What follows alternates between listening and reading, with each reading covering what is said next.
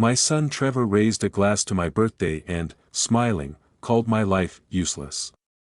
The guests fell silent, and he simply left, leaving me humiliated. He did not know that I was going to give him a $2 million house. His words were like a knife, slicing through years of self-sacrifice. But that evening was not the end, it was the beginning. I decided that Trevor and his cold wife Lindsay would pay for their neglect. Revenge would not be hasty, it would be just. And I knew where to start. Before we continue, please subscribe to the channel and let us know where you are listening in the comments. The restaurant buzzed with the clink of glasses and forced laughter, but the air turned heavy the moment Trevor raised his glass. His words, calling my life wasted, still hung like smoke, choking the room.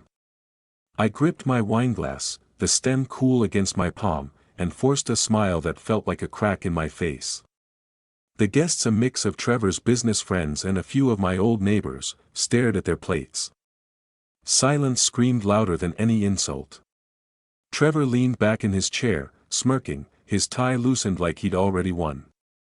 Lindsay, his wife, sat beside him, her diamond earrings catching the chandelier's light. She sipped her wine, her lips curling just enough to show she enjoyed the show. My chest burned, but I kept my voice steady. "You done?" I asked, low, almost a growl. He laughed, sharp and mean. "Done? Dad, I'm just getting started. You sit there, acting like you're some saint, but what do you got? This?" He waved a hand at the restaurant, at the half-eaten cake with "Happy 62nd" scrawled in icing. "You're a nobody. Always were." The words hit like a slap, but I didn't flinch. Not yet. I thought of the deed to the house, $2 million, my life savings, meant for him and Lindsay. It was supposed to be my gift, my way of giving Trevor the life I never had. Now, that deed felt like a stone in my pocket, heavy and useless. Lindsay leaned forward, her voice smooth as silk. "Frank, we don't need your approval. We've earned our place. You." She paused, her eyes flicking over me like I was a stain on her dress.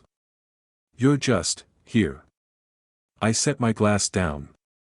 The clink echoed. "I was going to give you something tonight," I said, my voice calm, though my pulse hammered. "A house. Paid in full.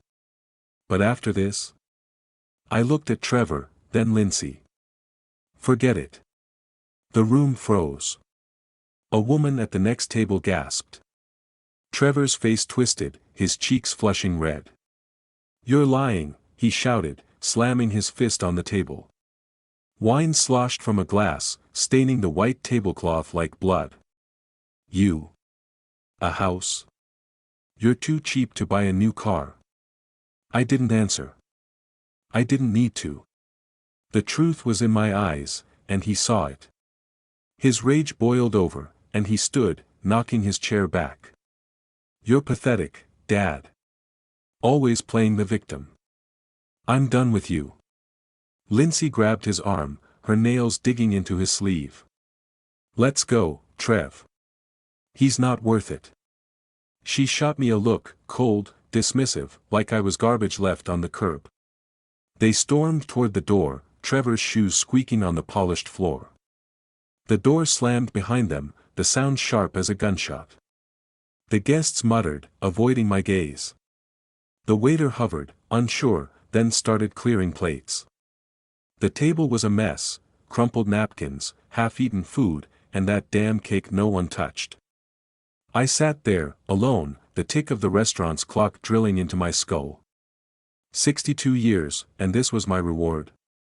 A son who spat in my face, a daughter-in-law who saw me as a relic. I paid the bill, my hand steady despite the storm inside. The night air hit me as I stepped outside, cool and sharp. I didn't go home. Not yet. I walked, the city lights blurring as my mind churned.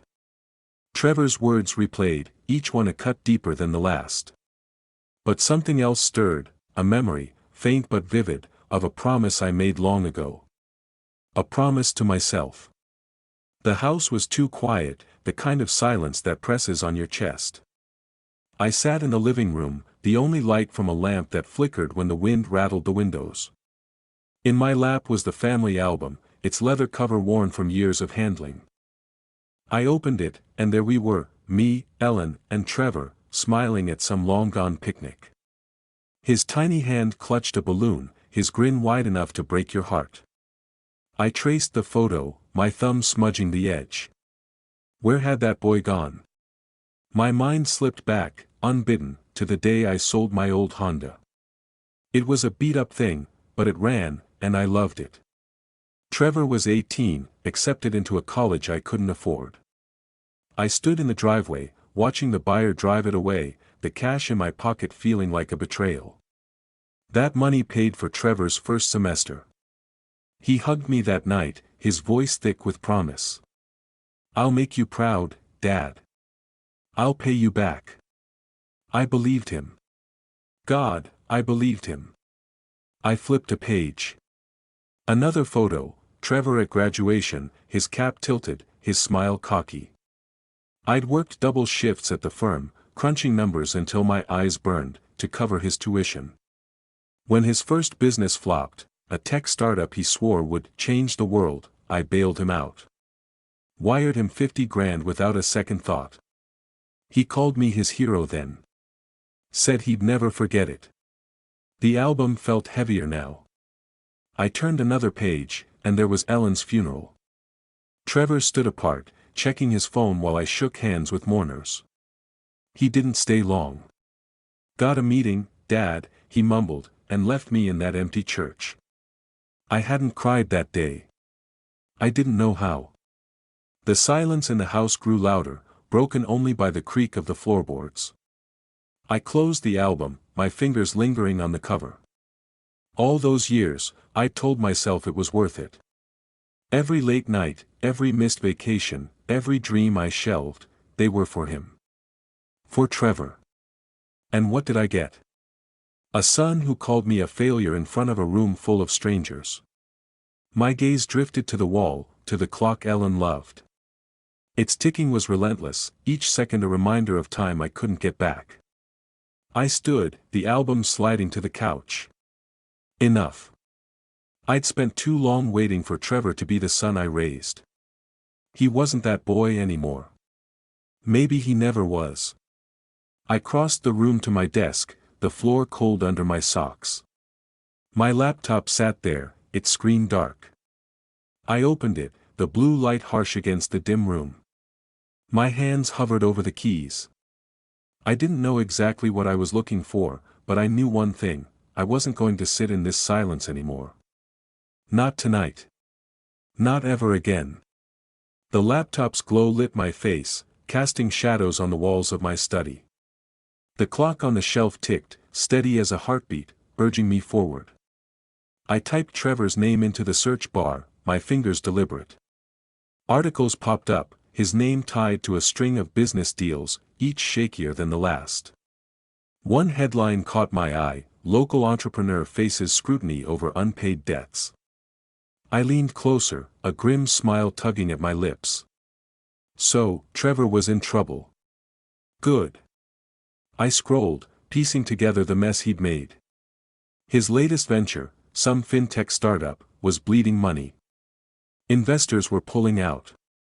I remembered him bragging about it last year, all swagger and promises of going big. I'd warned him it sounded shaky, but he'd laughed me off. Called me out of touch. Now, here was proof: he'd overplayed his hand. My mind flicked back to a moment 2 years ago. Trevor, over dinner, boasting about a game-changing deal. I'd asked questions, simple ones, about cash flow, contracts.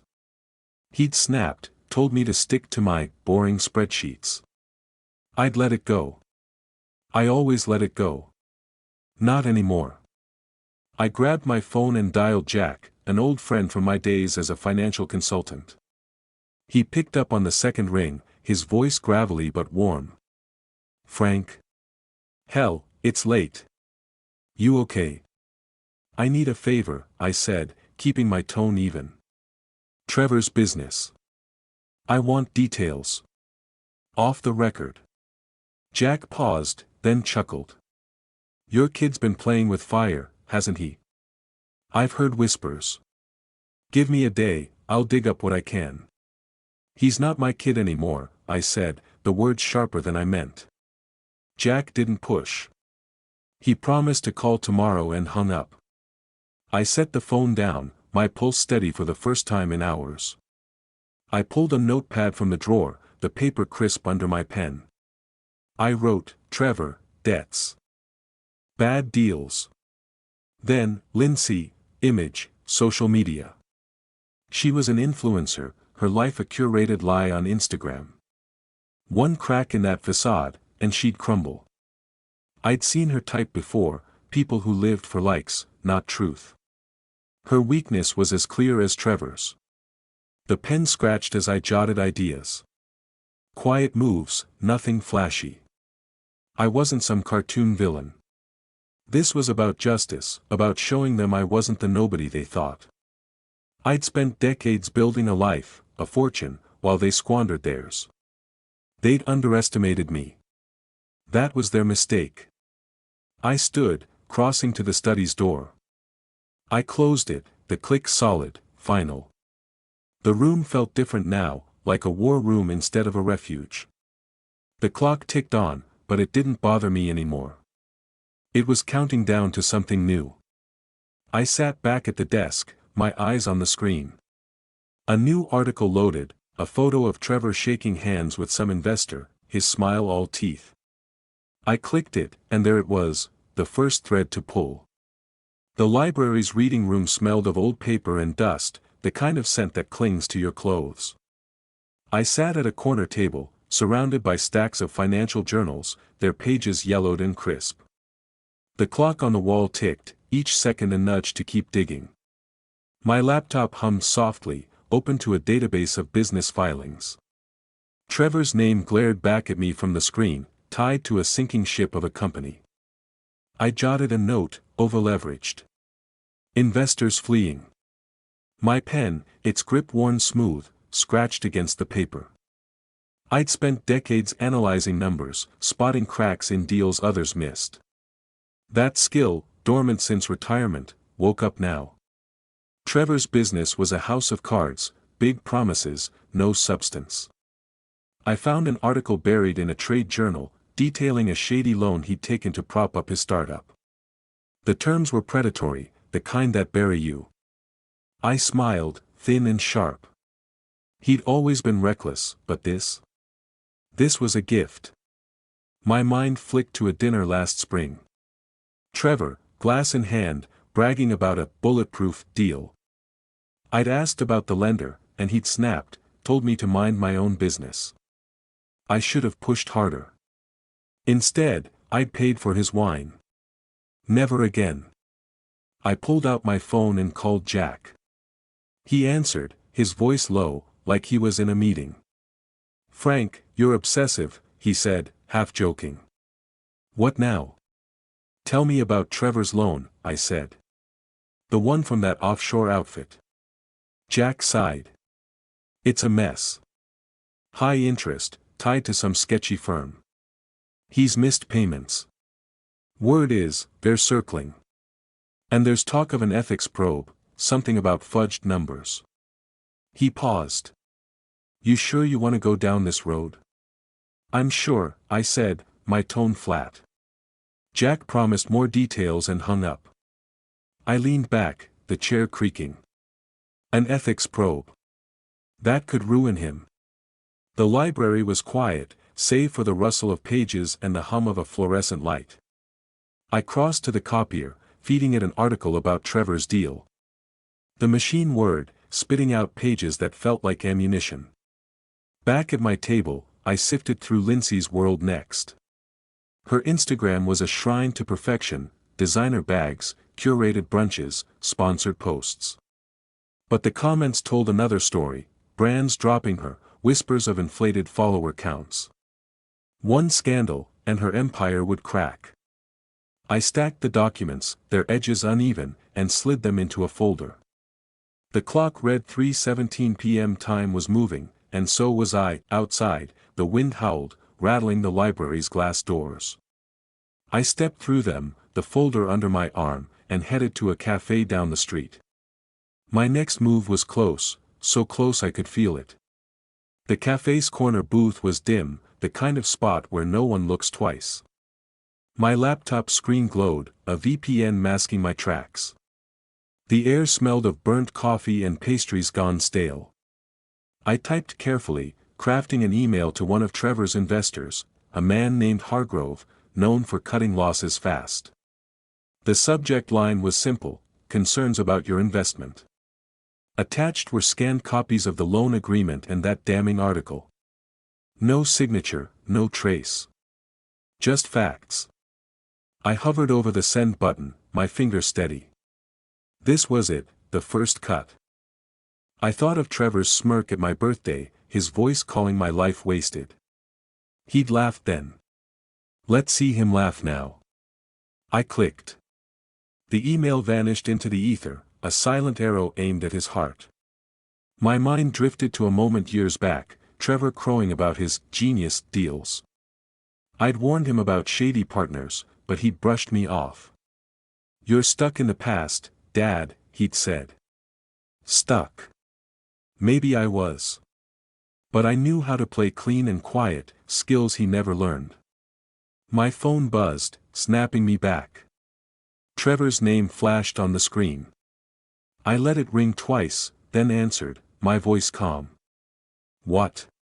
You bastard, he hissed, his words slurring with rage. You sent that email, didn't you?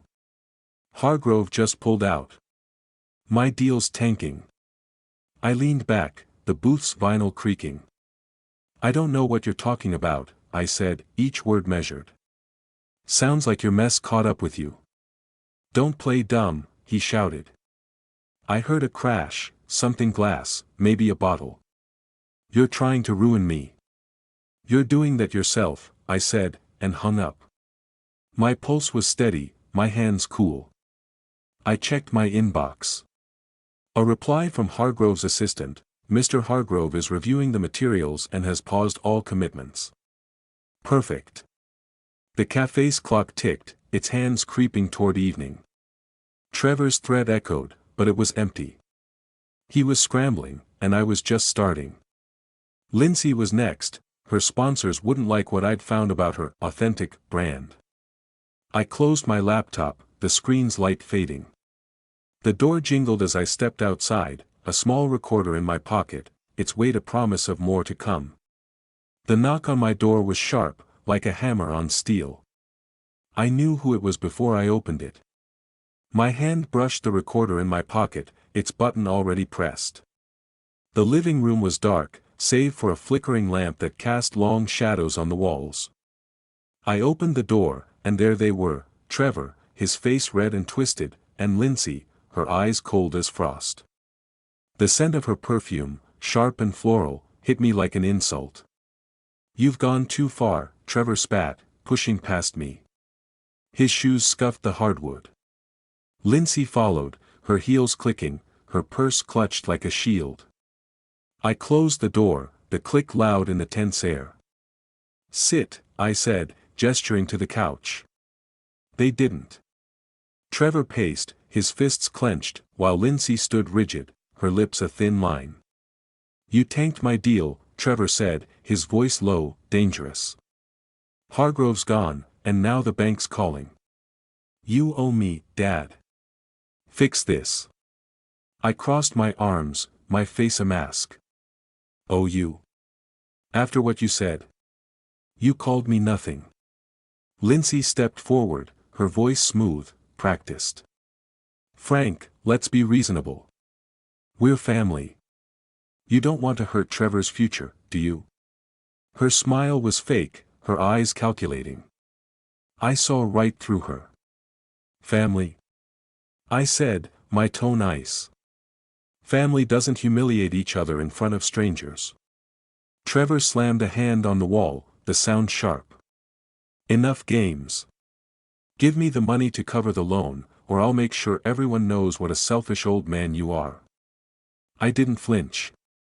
The recorder hummed silently, catching every word. "You're not getting a dime," I said. "You made your choices." Lindsay's mask slipped, her voice sharp. "You're pathetic, Frank. Hoarding your money while we struggle. You're no father." She turned to Trevor. "Let's go. He's useless." Trevor glared, his breath heavy. "This isn't over. I'll bury you." He stormed to the door, Lindsay trailing him. The door slammed, the sound echoing in the quiet house. The clock ticked, steady, relentless. I pulled the recorder out, its red light steady. I played it back, their voices clear, Trevor's threats, Lindsay's venom. My lips curved, not quite a smile. This was gold.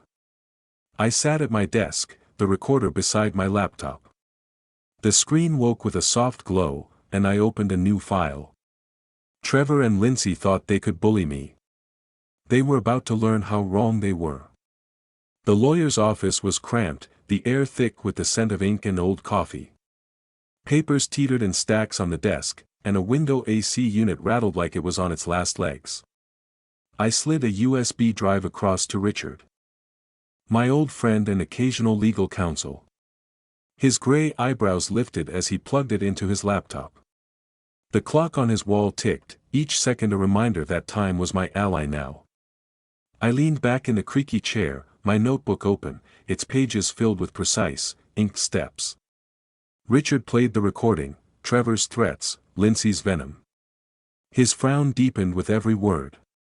"This is dynamite, Frank," he said, pausing the audio. "But dangerous. You sure you want to play this game?" "I'm not playing," I said, my voice low, steady. "They crossed a line. I'm just evening the score." He nodded, rubbing his chin. "All right. We can use this, but no fingerprints. Anonymous leaks, third parties.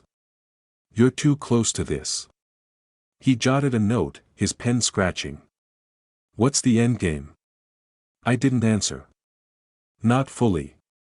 My plan was a mosaic, pieces falling into place, the recording to discredit Lindsay, pressure on Trevor's creditors to tighten the noose. I'd spent years untangling financial knots for clients, now, I'd unravel my son's life.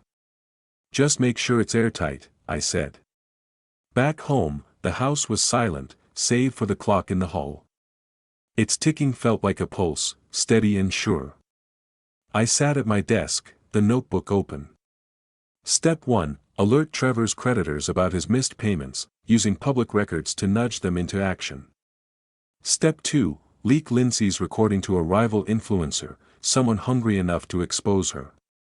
Each line in my notebook was a brick in the wall I was building, one that would box them in. I thought of Trevor's birthday toast, his smug grin as he called me worthless. The memory stung, but it fueled me too. I'd given him everything, my savings, my time, my dreams. And Lindsay, with her polished cruelty, had egged him on. They thought I was weak, a relic. They'd learn how wrong they were. Richard called later, confirming the first move was ready. "The creditor letter's drafted," he said. "No trace to you. Send it tomorrow, and they'll be on Trevor like vultures." I thanked him and hung up, my pulse calm. The envelope sat on my desk, addressed to a loan officer who'd never know my name. I picked it up, its weight solid, final. Tomorrow, the first domino would fall. The morning sun filtered through my kitchen blinds, painting stripes on the table. I sipped coffee, its bitterness sharp, and unfolded the newspaper. The headline screamed, "Local entrepreneur faces financial ruin." Trevor's name in bold, his photo grainy but unmistakable, head down, dodging cameras outside his office. I set the mug down, a quiet satisfaction settling in my chest. The clock ticked, each sound a nail in his coffin. I'd mailed the letter to Trevor's creditors 2 days ago, a carefully worded tip about his unpaid debts. Public records, nothing traceable. They'd moved fast, demanding immediate repayment. Jack called as I scanned the article, his voice grim. It's a bloodbath, Frank. Trevor's office is a ghost town. Creditors froze his accounts. He's done. Good, I said, flipping the page. What else? Jack hesitated. He's fighting with Lindsay. I heard them at a bar last night. She was screaming about her brand, how he's dragging her down. He chuckled darkly. They're cracking. I remembered Trevor at 25, eyes bright, promising to build an empire. I'd believed him, poured money into his first venture. When it tanked, he'd blamed everyone but himself. You're too cautious, Dad, he'd said.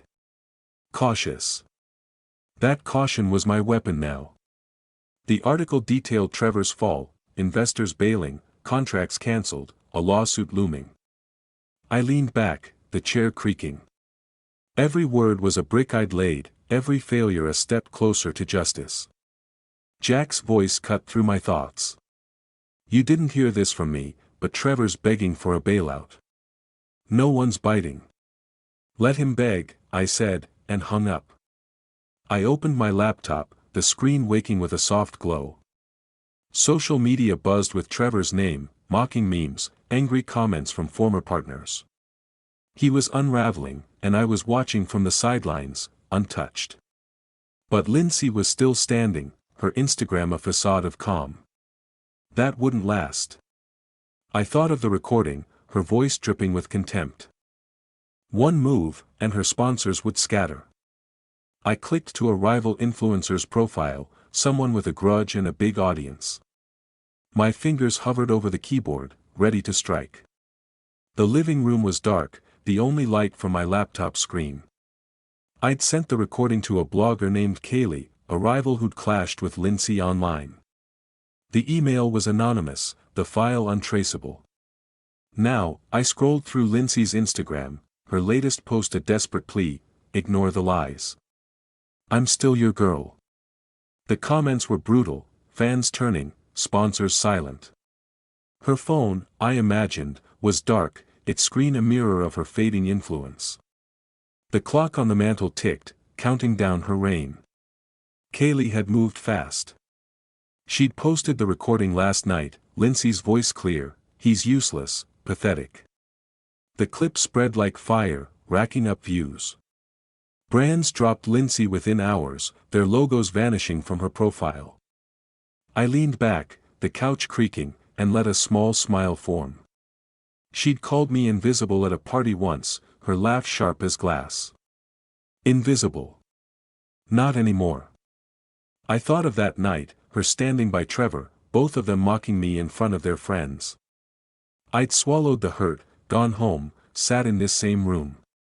Now, the silence felt different, powerful, like the calm before a storm.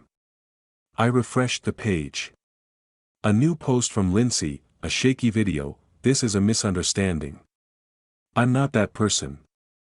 Her mascara was smudged, her voice thin. The comments tore her apart. Jack called, his tone gleeful. Lindsay's done, Frank. No sponsors, no invites. She's radioactive. He paused. You're playing a hell of a game. No game, I said, my voice even. Just consequences. I hung up, my eyes on the screen. A news site ran a story, influencers fall shock Chicago elite.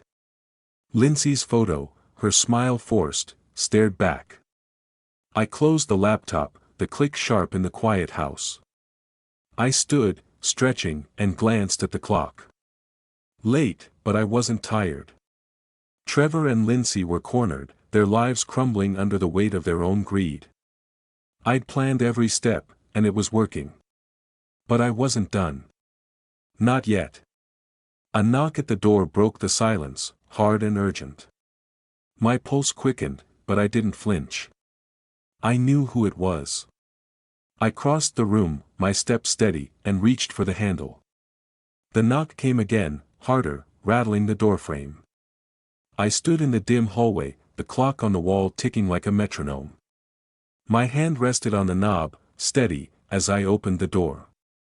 Trevor and Lindsay stood there, soaked from the rain, their faces drawn and desperate. Trevor's shirt clung to him, wrinkled, the collar askew. Lindsay's makeup streaked down her cheeks, her eyes red and hollow. The scent of wet asphalt followed them, sharp against the warmth of my house. "Dad," Trevor started, his voice cracking. "We're sorry. We were wrong. Please." He stepped forward, his shoes squelching. Lindsay clutched her purse, her knuckles white. "You've got to help us," she said, her tone soft, almost pleading, but her eyes betrayed a flicker of calculation. I didn't move. The memory of Trevor's toast burned in my mind, his smirk, his words, "Your life's a waste." I saw Lindsay's cold smile, her dismissal of me as nothing.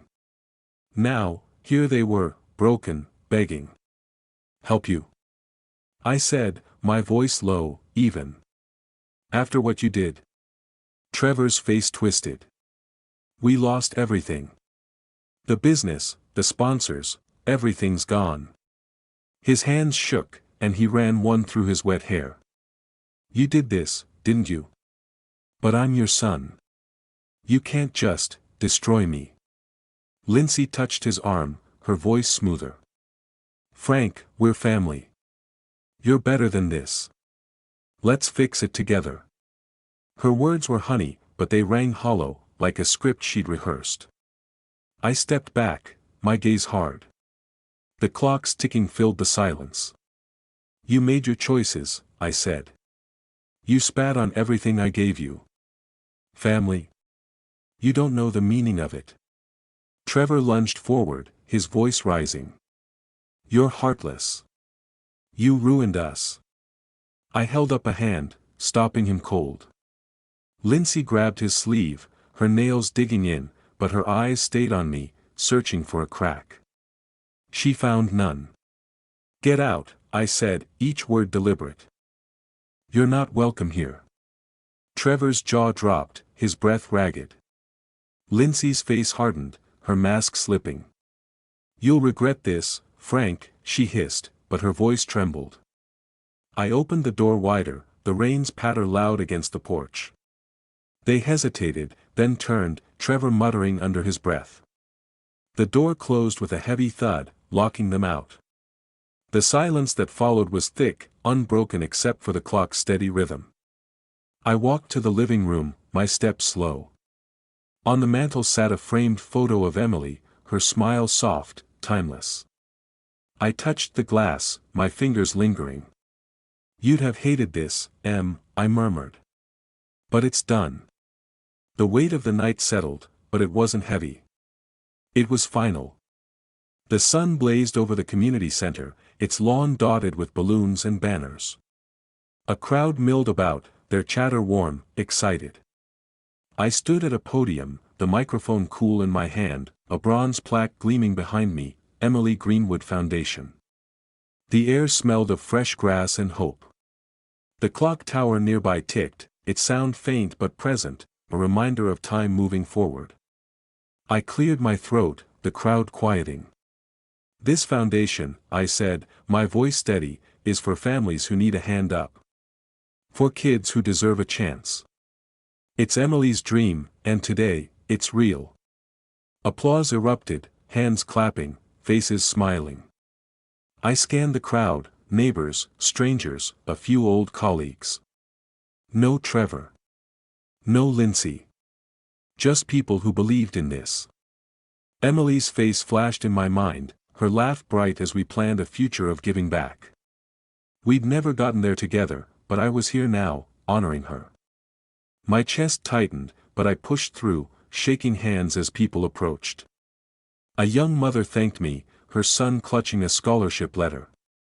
"This changes everything," she said, her eyes shining. I nodded, words caught in my throat. An organizer, a wiry man named Paul, leaned in as the crowd thinned. "Heard your son's in rough shape," he whispered. "Skip town, they say." I shrugged, my face neutral. "That's his story, not mine." Paul nodded, letting it drop. The rumors didn't matter. Trevor and Lindsay were shadows now, their lives a cautionary tale. The ceremony ended, and I walked to my car, the sun warm on my back. The foundation was funded, millions from my savings, built over decades of quiet discipline. I'd never flaunted it, never needed to. Now, it was Emily's legacy, not just mine.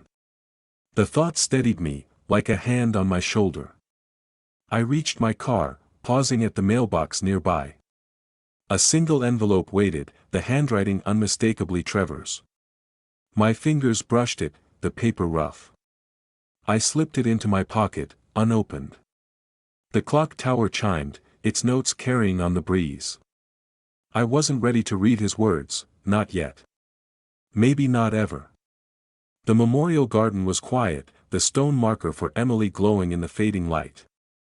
I sat on a bench, the air cool, carrying the faint scent of smoke. In my hand was Trevor's letter, its edges creased from my grip. I'd read it once, in the car, his words a jumble of excuses and pleas, "Meet me, Dad. I can fix this." I shook my head, the paper trembling slightly. Fix what? The years of disdain? The betrayal? There was nothing left to mend. I struck a match, the flame small but fierce. The letter caught fast, curling into ash that drifted to the ground. The fire felt right, cleansing, like shedding a weight I'd carried too long. The clock on my wrist ticked, its rhythm a quiet promise of days ahead. I thought of Emily, her dream of seeing Italy, cobblestone streets, warm cafes. We'd planned it together, but life got in the way. Now, I'd go for both of us. Earlier, I'd called a travel agent, my voice firm. "One ticket to Rome," I said. "Next month." The agent chirped about itineraries, but I barely listened. My mind was already there, walking through history, free. The thought brought a smile, small but real. I stood, brushing ash from my hands, and approached the memorial. The stone was cold under my fingers, Emily's name carved deep. "I did it, Em," I whispered. "I'm free." The words hung in the air, soft against the silence. Trevor and Lindsay were gone, their lives a distant echo. I didn't need to know where they were or what they'd do. They'd built their ruin, I'd built my peace. The sun dipped below the horizon, painting the sky in gold and pink. I walked to my car, the gravel crunching underfoot. In my mind, Rome waited, its bustle, its warmth, its promise of a life unburdened. The clock ticked on, each second a step toward something new. I slid into the driver's seat, the engine humming to life, and drove into the dusk, the road ahead wide open. If you liked this story, please like this video, subscribe to the channel, and share your impressions of this story in the comments. To listen to the next story, click on the box on the left. Thank you for watching.